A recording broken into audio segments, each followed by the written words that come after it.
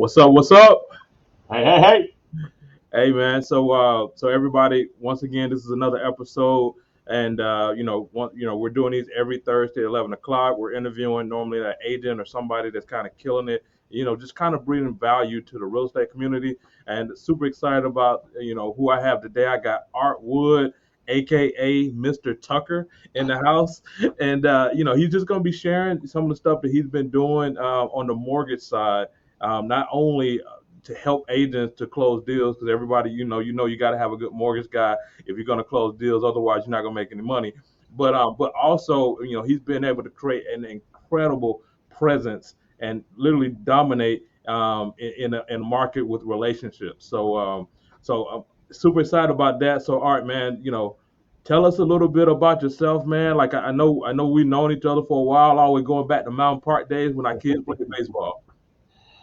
You know what? I mean, I think that's, and we can touch on it more later, but I mean, I think that's just it. I mean, that right there is just building relationships. Everything you do, every aspect of your life is building relationships. And this goes all the way back to Little League, coaching your son playing baseball and stuff. So when we dive in a little bit more, we'll keep that front and center. But yeah, man, I feel like I was kind of born for this. I've been in the mortgage business since 2005. Um, and honestly, probably one of the things we can talk about as well is like, there's not a lot of difference between real estate agents and mortgage folks. We all, we're either all sphere based and relational based, or we're going to be leads based. I came in as a leads based loan officer in 2005. For those of you local to Atlanta, it was the biggest no brainer in the history of Earth. They were advertised on the radio. The first person to push the button got the lead, and you'd sell it. So things have changed since then. And 2010, I said, you know what? I'm giving up a lot of money to for somebody to bring in these leads. And at worst case scenario, I can work half as much and make the same amount, or I can work as hard as I was and make double. So kind of cut the leash in 2010 and went out and decided, hey, I'll go do it myself. And and then even then, kind of one of the things that just transpired a few months ago was I decided to actually brand myself. If you notice at the bottom, it says Artwood Mortgage Team, because nobody really cares if it's what the company name is. That they're doing business with you. So married for a long time, two wonderful children, 11 and 12 years old, keep me on my toes, and I don't know. What else? What else would you like to know? Well, you know it all already, James. What else would you like me to share? Man, I mean, other than that you've been known from everybody in the community, man. Just a lot of people, like you say, it is a similar process to doing business with a mortgage broker and a real estate agent because it's big on relationship building. So how did you create such a presence that you got right now? Because I mean, literally, man, like we went out to lunch one time, and I tell you, it was in Tucker, and we probably had 5 minutes talking, just me and you, and all the other time, everybody walking up and saying, "Hey, Art, how's it going? Art, how you doing?" Waving at everybody, kissing babies. Like I always call you the mayor. So I mean, like, how did you build that thing up? Um, man, I would love to think that I did it on purpose. That would make me look brilliant, but I didn't. So again, it's all walks of life, and the more intentional you are, the better.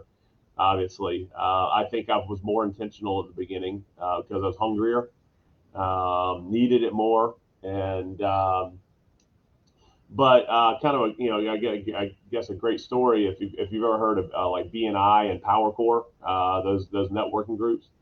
I heard like 2008, man, the I got my income cut in half in the recession, and my cousin said, "Hey, look, come visit my BNI group." And I'm like, "What the heck is a BNI group?"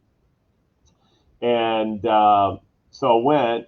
And for those of you who don't know what a BNI group, it's a networking group, and you can have one person per industry. So you have one real estate, one mortgage, one financial planner, and you meet weekly and you pass referrals. So I'm like, oh my gosh, that is fantastic. But what I want to know is, can you go out and have a beer with those guys? Yeah. And that was my first foray into real networking. And you start realizing that um, you start doing it intentionally, and so it's a difference between you're always out creating relationships, whether you're meaning to or not. But it's what can you do with those relationships after you're gone? Another case in point was I belonged to Smoke Rise Country Club, and I thought many times about resigning, or in 2008, 2009 when everything was down. But I looked at it going, I'm making $30,000 a year out of this country club. I can't, you know, I I can't leave it. It's costing me 5 grand a year. So again, you start leaning on those relationships, and that's again going back to the leads based versus relationship based. Leads based is quickest, but relationship is what's going to keep you a career in it. Where you can wake when you wake up in the morning. Like for instance, I did 368 loans last year in 2020. Um, and none of them were leads. Those were all people that called me, and even now that it's slowed down some, and sometimes you're like, gosh, it looks like a pretty slow week, and next thing you know, I've already sold 7 mortgages this week, that I didn't even know I had last week, so, you know, again, I think the more intentional you are about it, and some people it comes a lot easier than others, right? It's a difference sometimes whether you're introverted or extroverted, and my wife is completely different than me. If she never had to leave the house, she was social distancing before social distancing was cool. Um, but for me, I can't. I want to be out and about. People give me energy, and then to be able to help folks, be able to make money off, of doing all the things that you love. Um, and I think you always have to realize too that everybody's watching. So you just as easily ruin a relationship, as well as and I would love to think that I have not that I haven't really ruined relationships in the last 48 years of my life, but surely have.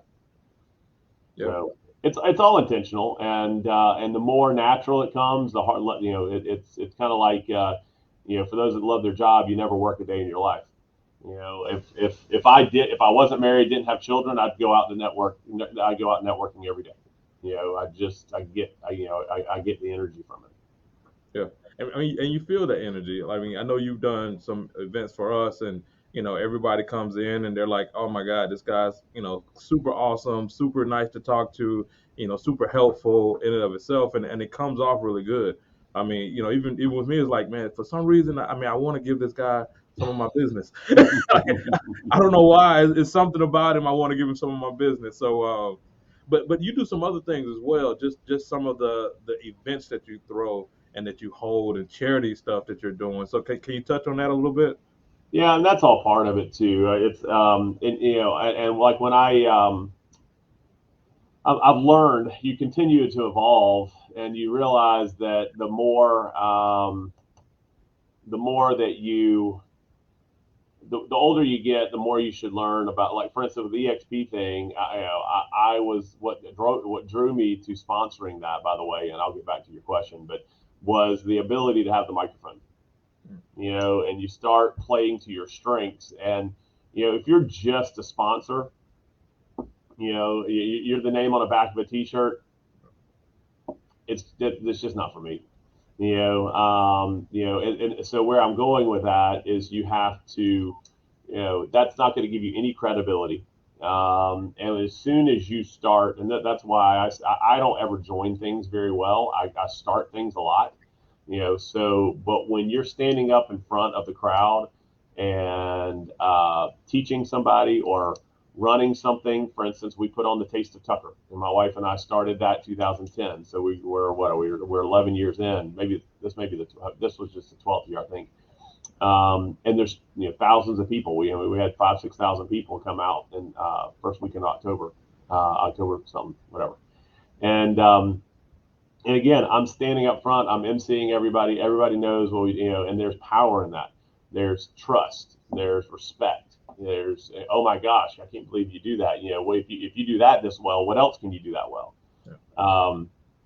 My dad started a Salvation Army golf tournament 2 years before he died in '07, and I still hold that to this day. And we had our biggest number where we had 140 something golfers come out last December. I don't remember how much we raised, seven, eight, $10,000. But I did the whole thing via text. Nobody, I didn't have a team. I didn't do anything. I just texted everybody I knew. And again, you're standing up in front and people are going, oh my gosh, how did you do that? And it's a whole legitimacy, I guess, authenticity. Um, and I think too to know, especially those two particular things. I put money in. I don't take money out. One's for the Salvation Army, one's for the charities for Taste of Tucker, primarily Camp Kudzu, for my son who's type 1 diabetic. And they're like, wait a minute, somebody's willing to give that kind of effort for nothing. And I'd be lying to you if it was for nothing. If I had a salary job somewhere, working for the CDC, my weekends would be my own, but sometimes it's a means to an end. And now it's one of the things that I struggle with now is, at the point I do retire in 10 years or whatever it is, am I still going to be putting on Taste of Tucker? I would love to, but it's a lot of work. So other things we did, same thing. I've been hosting a networking group called what used to be called Business After Hours until some trademark troll decided that they owned the term Business After Hours, so we actually changed it to Fuse. Oh, wow. And it was a happy hour, and love happy hours. And but it was not, and this is a whole nother part of the conversation, but it was 85 people coming generally every month for happy hour, and it got down to where I delegated more of it, got down to where it's 35 and 40 people, which was half, and it just didn't feel as good, even down to 25 people. And I'm like, what's the point doing it if there's not high energy? So we actually went to a breakfast accountability type monthly meeting. So we sorry. So we did that. I said we're live, so I know, that's right. I need to figure out how to put do not disturb on this thing. I really am trying to figure that out, but it's all right. So again, everybody knows me as kind of the network king there, because I've been putting on a networking group for that long. And then I put on the real estate agent happy hours that you've been to, and now we've actually morphed those into more of a panel type format, still a happy hour, but you get to hear from high producing agents. And now we're getting ready to start doing some customer appreciation events. So all of that to say, if you're just the guy in the background, or you're just the guy with your name on a T-shirt, nobody's going, oh my gosh, James Massey sponsored my, whatever, his name's on the back of the shirt, man, he sure is great. But if they see you, let's just say on baseball, like again, you can imagine when we met, I was coaching because I need to be front and center. I need to be front and center for my own personality, but I need to be front and center for my relationship building, which ultimately leads back to to my success, whatever.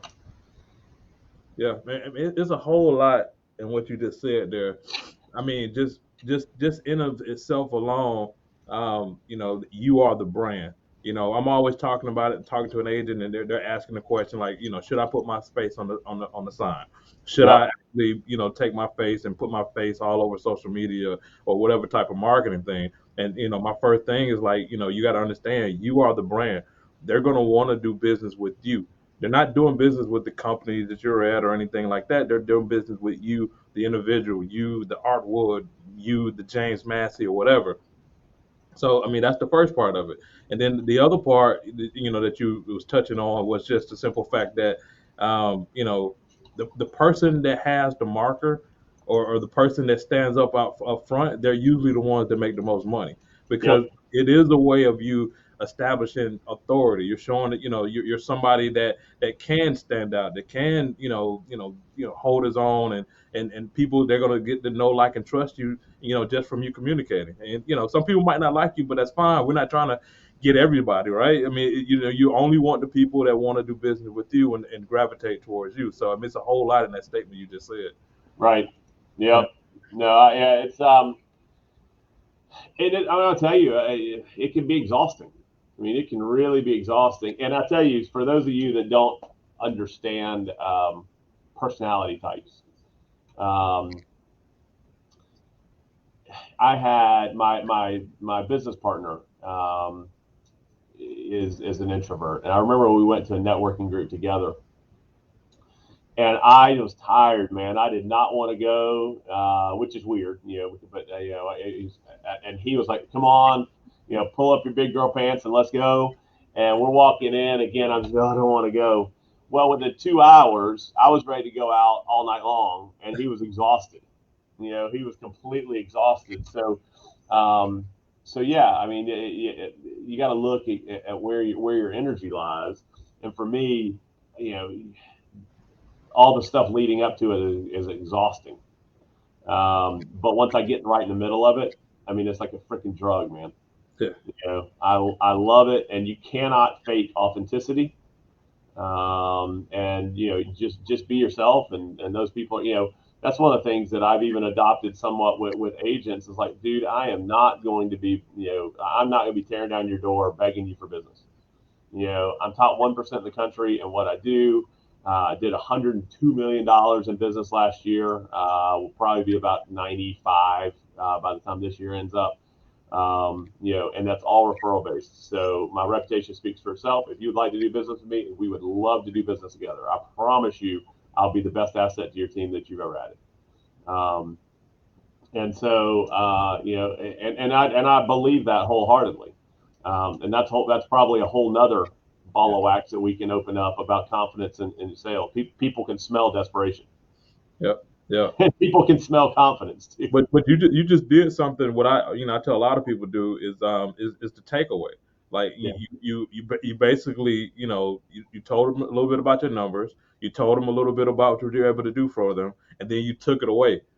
And Yeah. when you take stuff away, it makes people want to work with you even more because it's like, oh my God, I really need to work with this guy because he doesn't need me to work for him. That's So exactly right. That's exactly. I mean, and I'm a greedy sob. I'm just going to tell you. I mean, there's no doubt. I mean, that's why I'll do a $70,000 mortgage and make next to nothing on it. But and again, with more to unpack there too is I learned a long time ago never turn down a deal because the deals that have $70,000 mortgages have $700,000 friends. And if you can have that. If you can have that wow effect, that wow effect, then they're going to tell their $700,000 friends. yeah, yeah.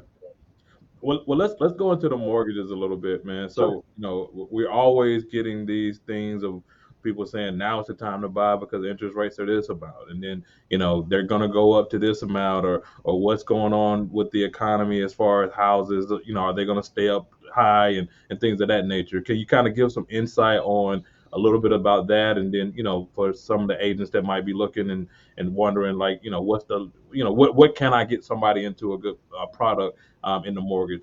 Can you go on a little bit on that kind of stuff?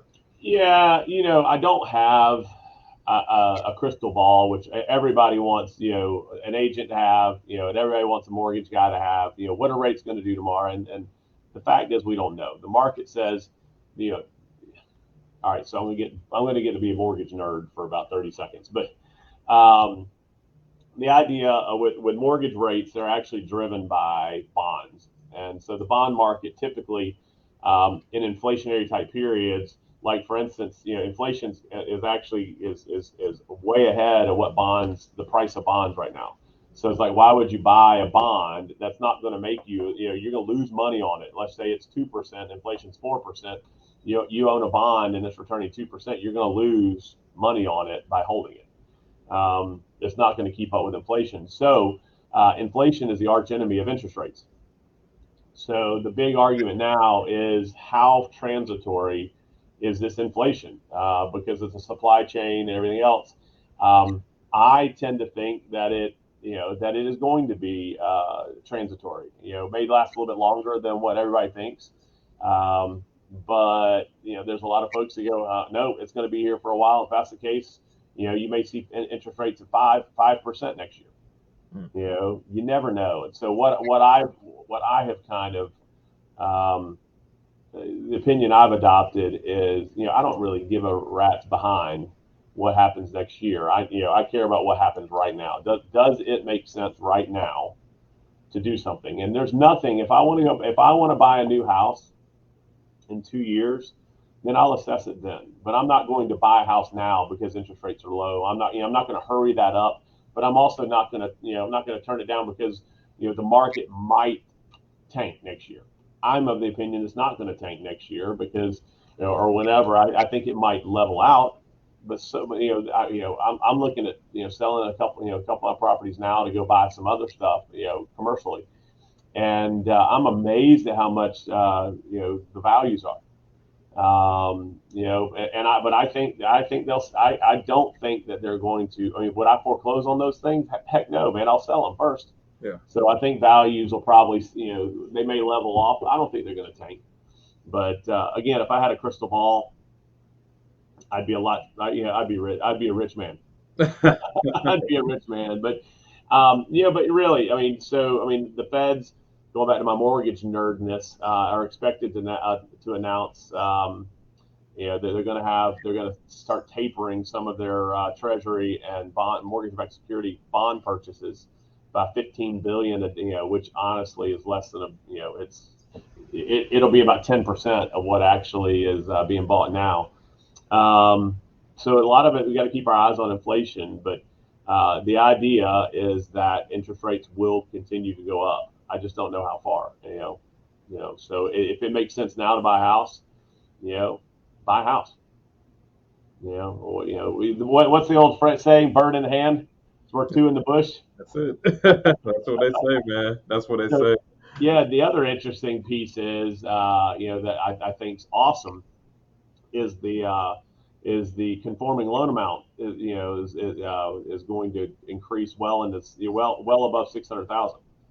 So what used to be a jumbo at over 548, 250. So let's call it 549. A 549 was jumbo, which meant higher rates, tougher qualification. Now it's going to be expected to be between 625 and 650. So that's going to be really nice to be able to not have jumbo land. I'm trying to think any other real changes in the market. Politically, they had, I think, right when Trump was coming out of office, they actually put a crackdown on second homes and investment properties, and that lasted for about 3 months, 3 or 4 months, I guess, maybe a little bit longer than that, before they released that.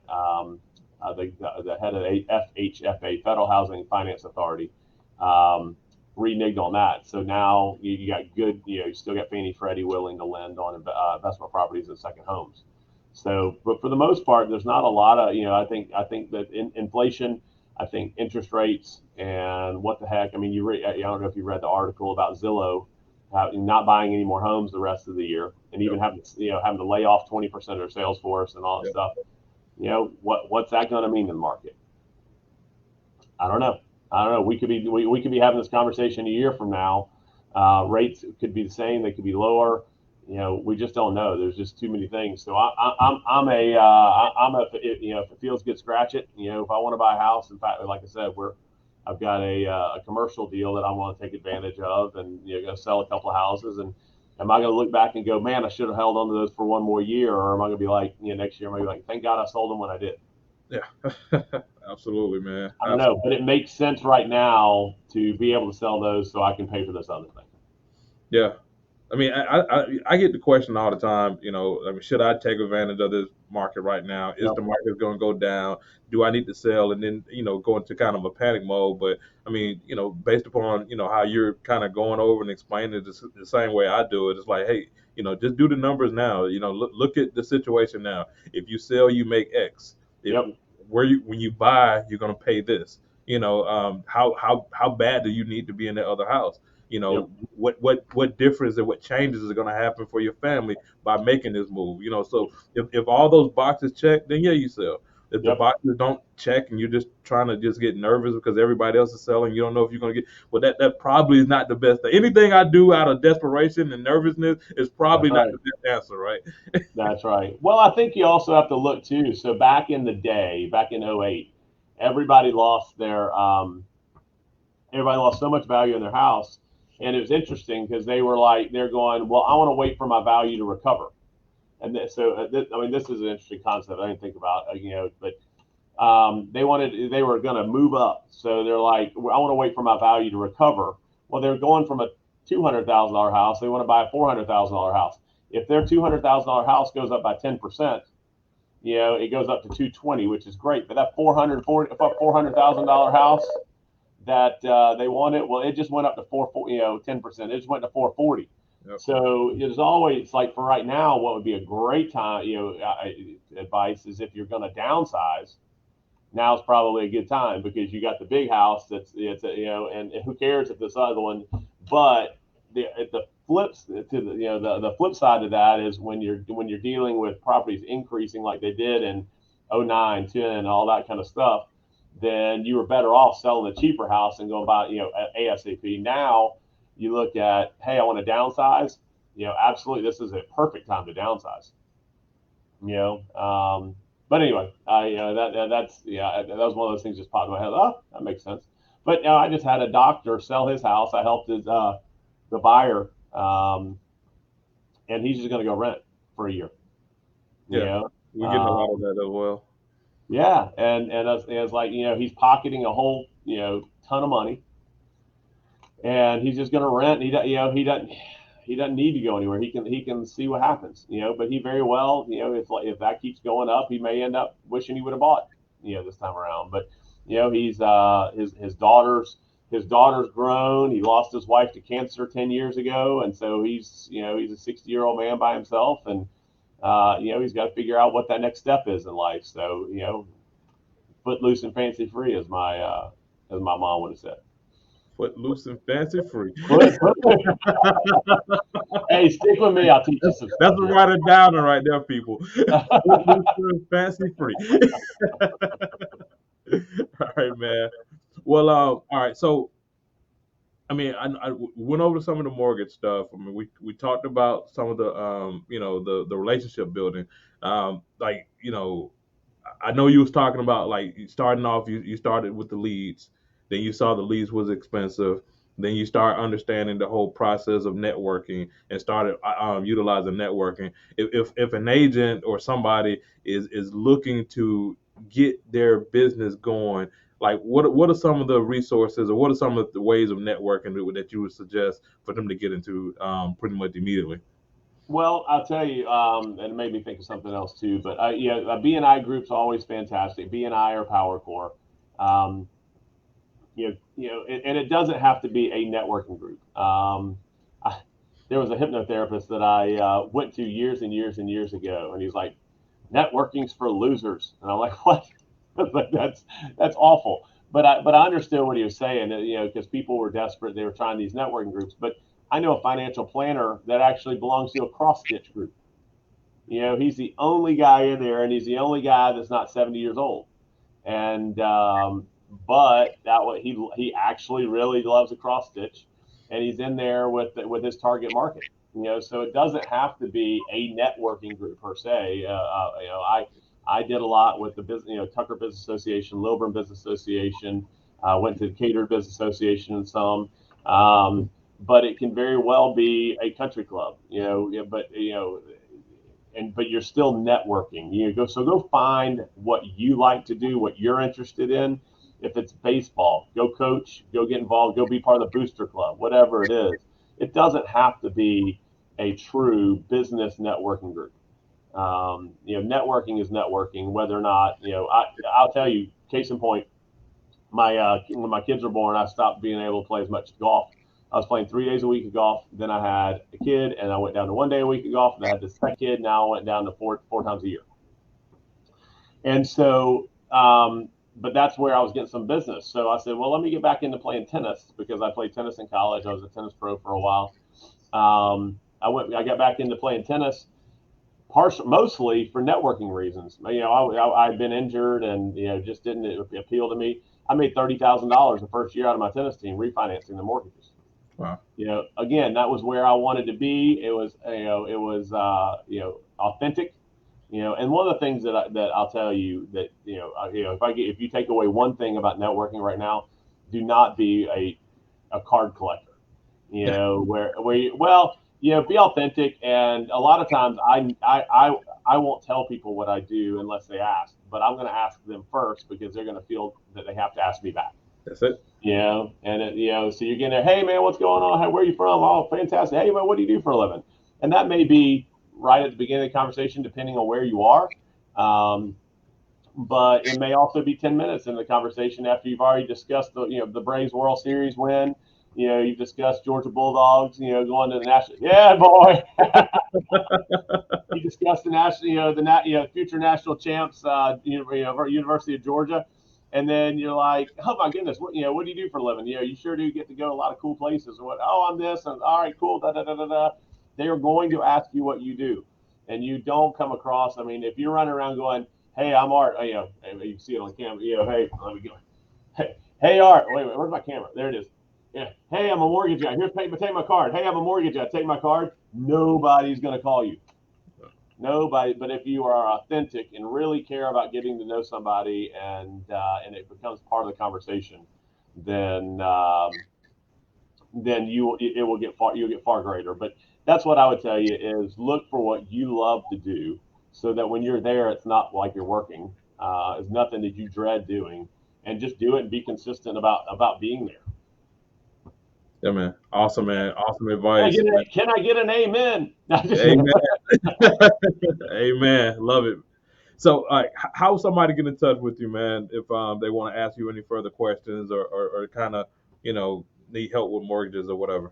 Man, I would love to help. And I'll tell you, by the way, when I did that EXP event, that's probably the best thing I had ever done, been part of. The excitement was so great, and I've had the opportunity to work with so many of your agents from that. So I appreciate you allowing me to be on this and to do that. Hopefully, maybe it could be an annual thing. I'd love to be part of that caravan. It was a good time. Yeah, that Top Golf was awesome, man. Yes, it was. It was good folks, but again, that was one of the things is I was just authentic and just told everybody the way I do business, and it.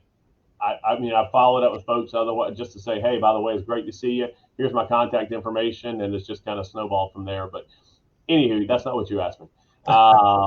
You can go to artwoodmortgageteam.com, artwoodmortgageteam.com. My cell phone number is always the best. It's 404-909-3567. And my email address is art.wood@goldwaterbank.com. And that's one of the things, too, we didn't talk about. I am part of a bank which allows me to lend nationwide. So other than New York and Vermont. And so that's a whole nother question about the difference between brokers and correspondent lenders and banks and stuff. And we're really a correspondent lender that operates like a bank, which allows us to lend nationwide. But yeah, artwoodmortgageteam.com. All right. Anybody have any questions? Definitely reach out to him. If you got questions for me, want to know some of the stuff that we're doing, help agents partner. You can reach out to me. It's jameshmassey.com. You can actually, look at some of the information on that website first, or you can reach out to me directly at 678-858-9910. But, we're doing these every Thursday. We're always, like I said, interviewing somebody that's going to be able to help the industry, the real estate agent. And, I'm just so happy. I was happy, have my friend Art Wood on here. And like I said, once again, I appreciate you, man. And to the next one, thank you, man. Take care now. Bye-bye.